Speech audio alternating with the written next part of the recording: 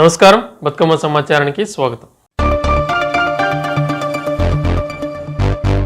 Bathukamma TV 2024 నూతన క్యాలెండర్ను ఆవిష్కరించిన జోగులాంబ గద్వాల జిల్లా కలెక్టర్ బిఎం సంతోష్ మరియు డిపిఆర్ఓ చిన్నమ్మ. జోగులాంబ గద్వాల జిల్లా గద్వాల పట్టణం జిల్లా కలెక్టర్ ఛాంబర్లో బతుకమ్మ టీవీ 2024 నూతన క్యాలెండర్ను ఆవిష్కరించిన జిల్లా కలెక్టర్ బిఎం సంతోష్, డిపిఆర్ఓ చిన్నమ్మ. కార్యక్రమంలో సీనియర్ జర్నలిస్ట్ ముకుందరావు, డేవిడ్ రాజు, బతుకమ్మ టీవీ జిల్లా కరెస్పాండెంట్ తిరుమల బలరాం పాల్గొన్నారు.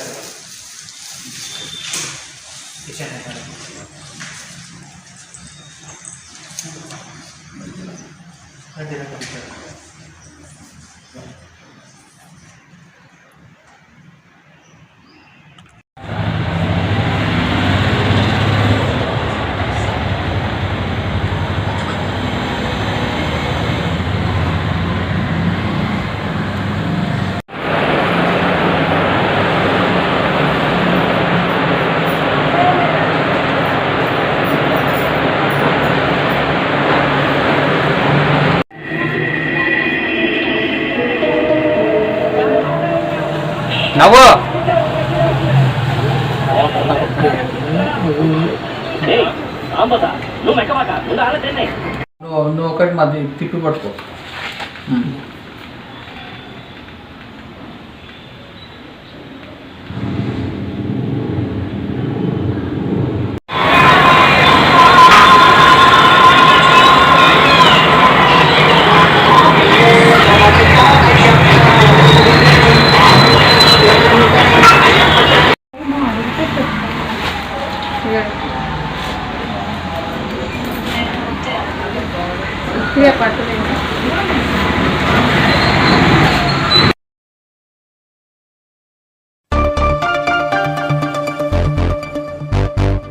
జిల్లాలో నిర్వహించే సమ్మక్క సారలమ్మల జాతరకు ప్రణాళికబద్దంగా పటిష్టమైన ఏర్పాట్లు చేయాలని స్థానిక సంస్థల అదనపు కలెక్టర్ అరుణశ్రీ సంబంధిత అధికారులను ఆదేశించారు. మంగళవారం స్థానిక సంస్థల అదనపు కలెక్టర్ అరుణశ్రీ, అదనపు కలెక్టర్ శ్యామ్ ప్రసాద్ లాల్తో కలిసి సమీకృత జిల్లా కలెక్టరేట్లోని సమావేశ మందిరంలో జిల్లాలో నిర్వహించే సమ్మక్క సారలమ్మ జాతర ఏర్పాట్లపై Singareni collieries, NTPC, Ramagundam municipality, revenue, Sammakka Saralamma board మెంబర్లతో సమావేశం నిర్వహించారు. జాతర నిర్వహణ అంశంలో ప్రతి ఒక్క శాఖ తమకు కేటాయించిన విధులను పకడ్బందీగా నిర్వహించాలని అదనపు కలెక్టర్ ఆదేశించారు.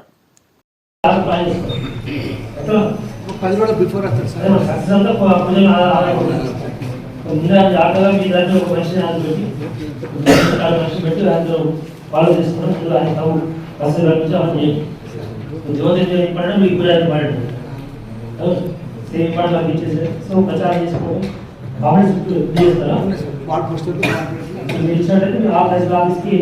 గ్రామ పంచాయతీకి మీరు ఇచ్చిన వాళ్ళు కలెక్టరేట్ ప్రకాశం ఇచ్చినట్టు మీరు ఇక్కడ నుంచి ఇచ్చినా మీరు మాకు ఇచ్చినట్టు ప్రకాశం ఇస్తే తీసుకుని ఉండాలి. సో ఇక్కడ నుంచి అందరూ డిస్ట్రిబ్యూట్ చేయడానికి అవకాశం ఉంది. ఓకే, సో ఎంత అవసరం చేసుకోండి. సో మీరు లోకల్ కాలేజీ లోకల్ వాళ్ళతో మాట్లాడుకోండి. అనుకోండి ఏం చేసినావు నువ్వు మస్తు చూసినావు మస్తు చేసినావు అంటేనే కొంచెం దెబ్బ పడుతుంది. హలో, సో మనం ఏది కూడా ఇది చేస్తే ఇది స్పెషల్ చేస్తున్నాం అని చేస్తేనే మనకి ఇది లెక్క. హలో, అందుకే చాలా గొప్పగా ఫస్ట్ డే చేస్తున్నాం అనే ఆ బాధతో ఆ స్పృహతో పనిచేస్తే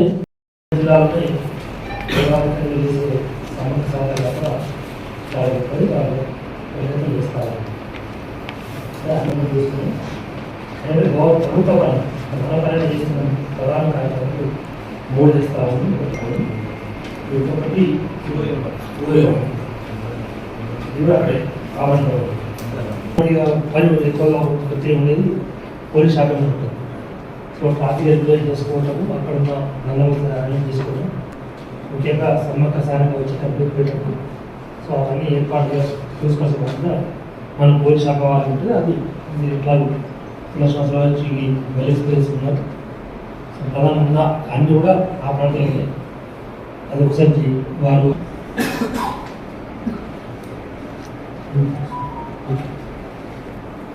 సో నా రిక్వెస్ట్ ఏంటంటే సున్నావారు ఇంప్లిమెంట్ చేయడం వాళ్ళు టెంపుల్ సైడ్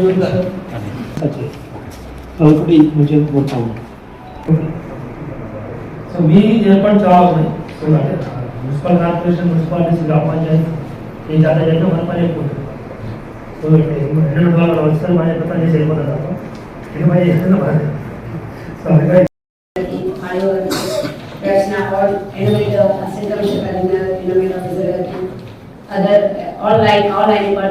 అందరికీ నమస్కారం. సో రక్షణ క్లియర్ గా ఏ డిపార్ట్మెంట్ ఏ యాక్టివిటీ చేయాలనేది క్లియర్ గా చెప్పడం జరిగింది. సో ఒకటే ఉద్దేశం, స్మూత్ గా జరగాలి, ఎక్కడ కూడా పబ్లిక్ ఇబ్బంది కావద్దు. 21st నుంచి 24th వరకు ఉంది, 1 month ప్లానింగ్ ఉంది. సో బై ద టైం అందరూ ముందు విజిట్ చేయండి. MPDOs tahsildars and commissioner tahsildars joint గా కంపల్సరీ వెళ్తే అలాగే క్లయింట్ డిపార్ట్మెంట్స్ ముందు సైట్ విజిట్ చేయండి. సో అక్కడ ఏమేమి ప్రజెంట్ ఇష్యూస్ ఉన్నాయి, ఏమేమి చేస్తే మనము జాతర వారి ఫుల్ షేప్ లో రెడీగా ఉంటాయి, పబ్లిక్ కి ఇబ్బంది కాకుండా ఉంటుంది అనేది ఆ వర్కౌట్ చేయండి. దర్శకులు క్లియర్ చెప్పారు, చాలా ఫ్యాషన్ రెడీ చేసుకోండి. సో ఏ డిపార్ట్మెంట్ ఏ సర్వీసెస్ చేయాలి, ఏమేమి అవసరాలు ఉన్నాయి, బడ్జెట్ సెన్స్ కానీ డిపార్ట్మెంట్ యాక్టివిటీస్ సెన్స్ కానీ ఏం చేయాలని మీరు వర్కౌట్ చేయండి. సో అవన్నీ మనం కమ్యూనికేట్ చేయండి.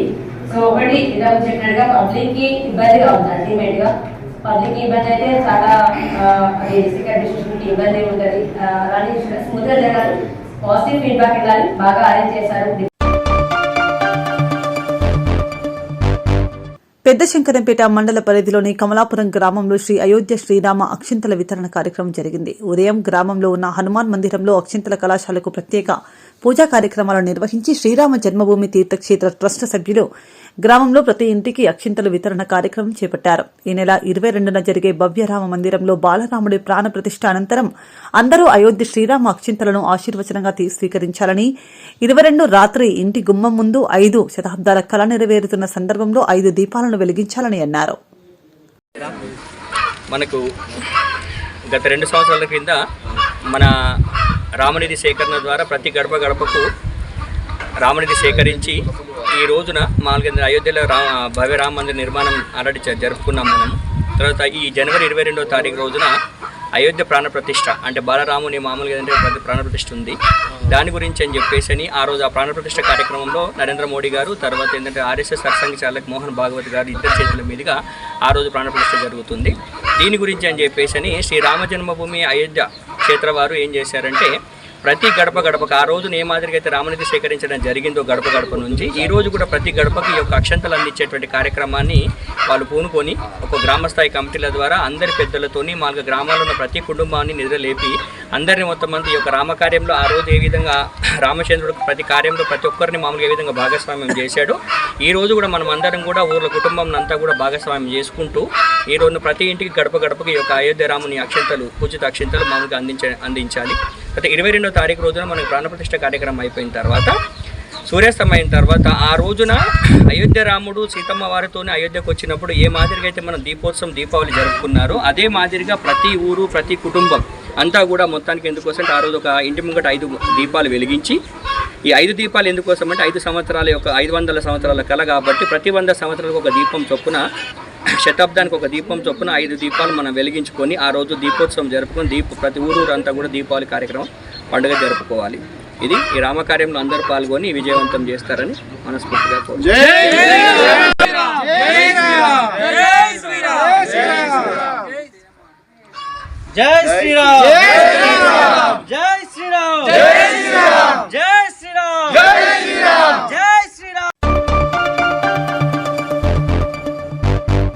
తన తల్లి సమ్మేట బాలమ్మను అత్యంత కిరాతకంగా హత్య చేసి 4 సంవత్సరాలు గడుస్తున్నా ఉన్మాది నగునూరి నరేష్ కు ఇంతవరకు ఎలాంటి శిక్ష పడలేదని, దర్జాగా కాలనీలో తిరగడంతో కాలనీవాసులు భయాందోళనకు గురవుతున్నారని, తన కుటుంబానికి తగిన న్యాయం చేయాలని రామగుండం 21వ డివిజన్ ముబారక్ నగర్ నివాసి నాయి బ్రాహ్మణ కుటుంబానికి చెందిన సమ్మేట తిరుపతి రామగుండం ఎమ్మెల్యే మకాన్ సింగ్ రాజ్ ఠాకూర్ ని కలిసి వినతిపత్రం అందజేశారు.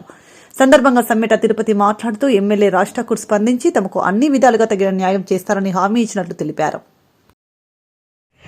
రామగుండం పట్టణంలో ముబారక్ నగర్లో గత 4 సంవత్సరాల క్రితం మా ఇంటి ముందు ఉన్నటువంటి నగును నరేష్ అనే అంతకుడు మా యొక్క అమ్మను గొడ్డలితో హత్య చేయడం జరిగింది. అప్పుడు ఆ సంఘటన స్థలంలో ఉన్నటువంటి కాలనీ మహిళలు యువకులు ఆ ఒక్క ఉన్మాదిని వెంబడించడంతో పరారు కావడం జరిగింది. పోలీసులు పట్టుకోవడం జరిగింది, జైలుకు వెళ్ళడం జరిగింది. నేటికి 4 సంవత్సరాలు గడుస్తున్నా కానీ ఇంతవరకు ఆ ఉన్మాదికి ఆ రాక్షసునికి ఇంతవరకు శిక్ష ఖరారు కాలేదు. ఇప్పటికైనా ప్రభుత్వాలు కానీ పోలీసు యంత్రాంగము కానీ న్యాయస్థానం కానీ ఆ ఒక ఉన్మాదికి కఠినమైన శిక్ష, ఎలాంటి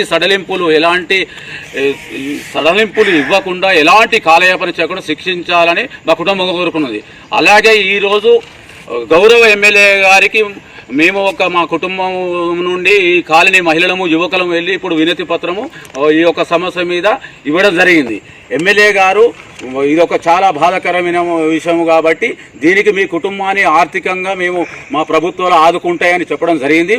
అలాగే ఆ ఒక్క ఉన్మాదికి తప్పకుండా ప్రభుత్వం చట్ట ప్రకారం శిక్ష విధించాలని మేము చూస్తామని మాకు మాట ఇవ్వడం జరిగింది. అలాగే కాలనీ మహిళలు ఎలాంటి భయభ్రాంతులకు గురి కావడం అవసరం లేదంటూ మాకు ఎమ్మెల్యే గారు పూర్తి మహిళలకు కానీ మా కుటుంబానికి పూర్తి ధైర్యాన్ని ఇవ్వడం జరిగింది. ఎమ్మెల్యే గారికి మా కుటుంబం నుండి శిరస్సు వంచి ధన్యవాదాలు చేస్తున్నాం. ఇప్పటికైనా ఎలాంటి కాలయాపన చేయకుండా ప్రభుత్వాలు న్యాయస్థానం ఒక ఉన్మాదికి కఠినమైన శిక్ష పడాలని, మా కుటుంబాన్ని ప్రభుత్వం ఆదుకోవాలని మేము కోరుకుంటున్నాం. పెద్దపల్లి జిల్లా గోదావరికని ఆర్టీసీ డిపో ఉద్యోగులు మంగళవారం వనభోజనాల కార్యక్రమాన్ని వైభవంగా నిర్వహించుకున్నారు. సంస్థ ఎండీ సజ్జనార్ ఆదేశాల మేరకు రాష్ట్ర వ్యాప్తంగా జరిగిన కార్యక్రమాల మేరకు గోదావరికనిలో కూడా ఆర్టీసీ ఉద్యోగులు వనభోజనాల మహోత్సవాన్ని సందడి వాతావరణం మధ్య నిర్వహించుకున్నారు. డిపో మేనేజర్ నాగభూషణం సారథ్యంలో జరిగిన ఈ ఉత్సవం సందర్భంగా ఉద్యోగులకు పలు క్రీడా పోటీలను నిర్వహించారు.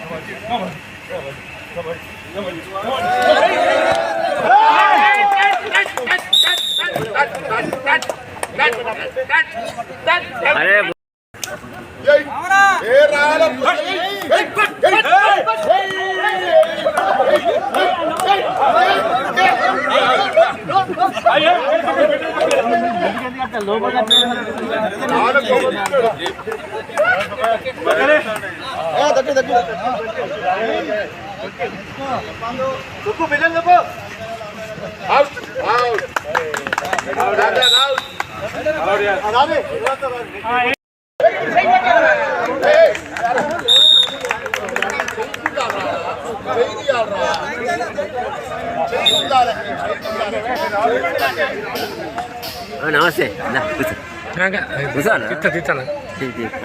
ఎవరు చెప్తారని చూస్తాను.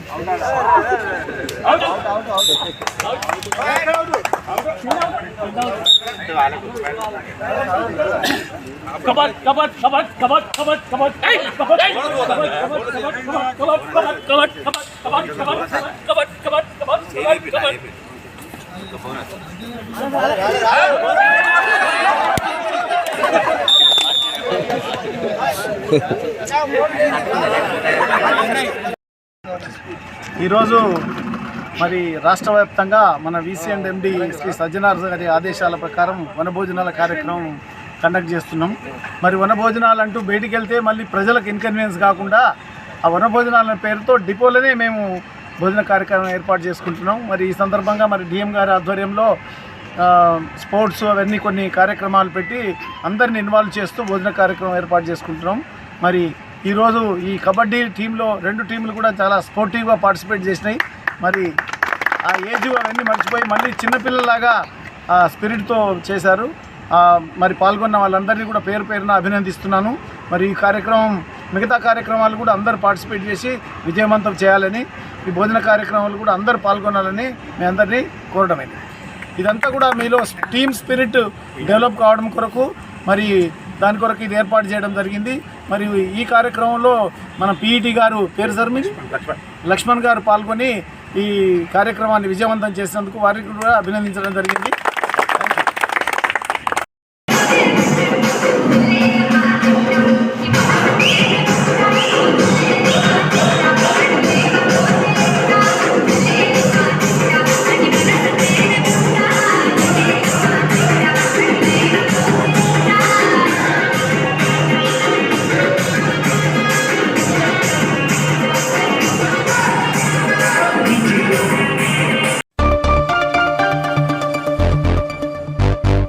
500 సంవత్సరాల బానిస కట్టడాన్ని 30 సంవత్సరాల విశ్వ హిందూ పరిషత్ బజరంగ్ దళ ఉద్యమంతో హిందూ సమాజాన్ని చైతన్యం చేసి కరసేవతో తొలగించి అదే రామ జన్మభూమిలో బాలరాముని ప్రాణప్రతిష్ఠ కార్యక్రమం నిర్వహించడం హిందూ సమాజం యొక్క స్వాభిమానానికి స్ఫూర్తి అని బజరంగ్ దళ తెలంగాణ రాష్ట్ర కన్వీనర్ శివరాములు, విశ్వ హిందూ పరిషత్ జిల్లా గోరక్ష కన్వీనర్ మధ్యలో శ్రీనివాస్ అన్నారు.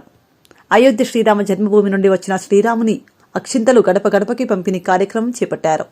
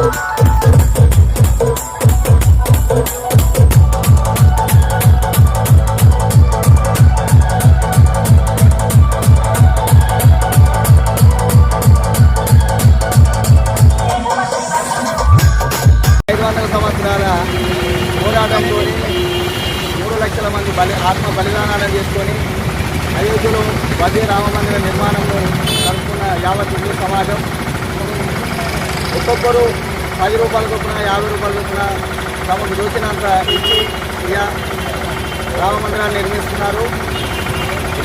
జనవరి 22 తారీఖున అయోధ్యలో బాలరాముని విగ్రహ ప్రాణప్రతిష్ఠ అయ్యే రోజున ప్రతి ఒక్క హిందువుకు అయోధ్య నుంచి లక్షితల అందాలనే శ్రీరామ జన్మభూమి తీర్థక్షేత్ర ట్రస్ట్ అని నిర్ణయించారు.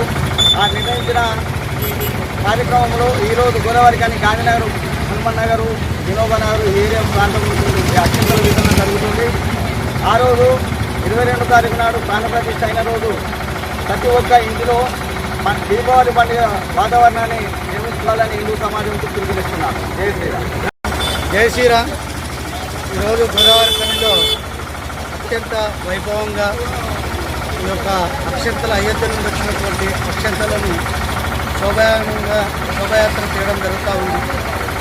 అయోధ్య నుండి వచ్చినటువంటి అక్షంతలు తెలంగాణ రాష్ట్రంలో నలుమూల ప్రతి ఒక్క గ్రామానికి గడప గడపకు మాకు అందలేదన్న విధంగా ప్రతి గడప గడపకు యొక్క అక్షంతలు తీసుకెళ్లడం జరుగుతూ ఉంది. దేశం మొత్తం జరుగుతూ ఉంది. రేపు జనవరి 22 మధ్యాహ్నము బాలరాముని యొక్క ప్రతిష్ట కార్యక్రమం ఉంది అయోధ్యలో. ఆ రోజున అయోధ్య యొక్క అక్షంతలు ఇచ్చినటువంటి అక్షంతలను ప్రతి ఒక్కరూ తల మీద చదువుకోవాలని ఈ యొక్క శ్రీరామ జన్మభూమి తీర్థ క్షేత్ర ట్రస్ట్ వాళ్ళు చెప్పడం జరిగింది. కాబట్టి ఆ శ్రీరామ జన్మభూమి తీర్థ క్షేత్ర ఆధ్వర్యంలో ప్రతి పట్టణాల్లో ప్రతి పల్లెల్లో ఈ యొక్క శోభాయాత్ర కార్యక్రమాలు అక్షంతల పంపిణీ కార్యక్రమాలు జరుగుతూ ఉంది. జై శ్రీ.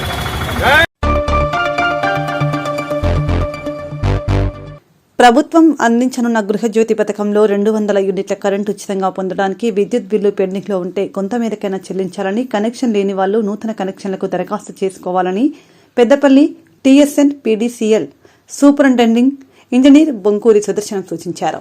వ్యాపార వాణిజ్య సముదాయాలకు లోడ్ ఎంతుంది, అదనంగా అవసరముందా, అవసరమైతే నూతన ట్రాన్స్ఫార్మర్లు, లైన్లు ఏర్పాటు చేసేందుకు తమ డిపార్ట్మెంట్ స్టాఫ్తో దుకాణాల సముదాయాలను తనిఖీ చేయడం జరిగిందని ఇంజనీర్ సుదర్శనం తెలిపారు.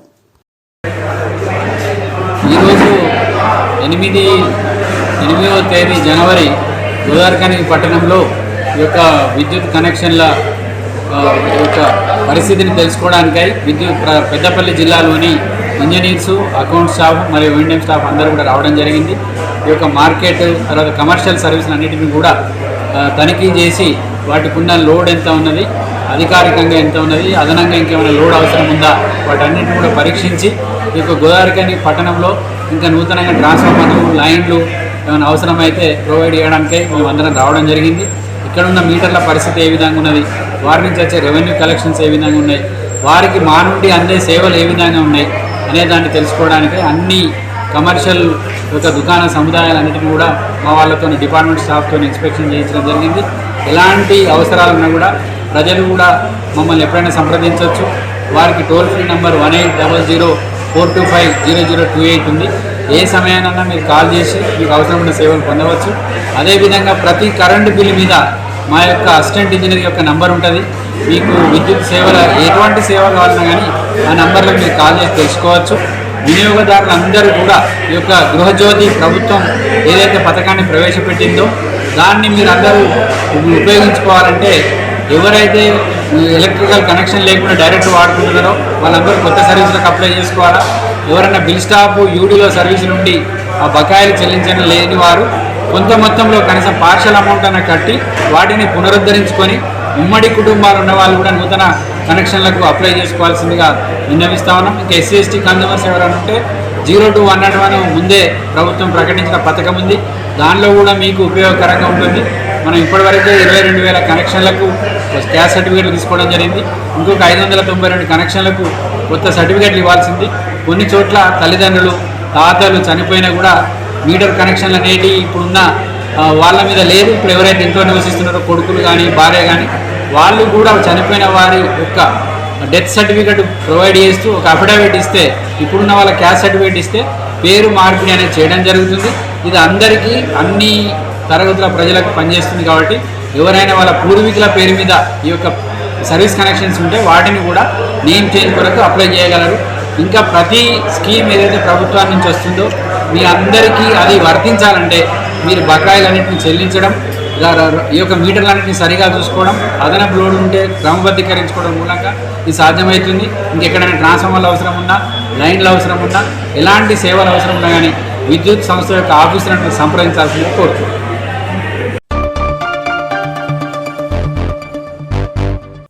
ఇంతటితో వార్తలు సమాప్తం. నమస్కారం.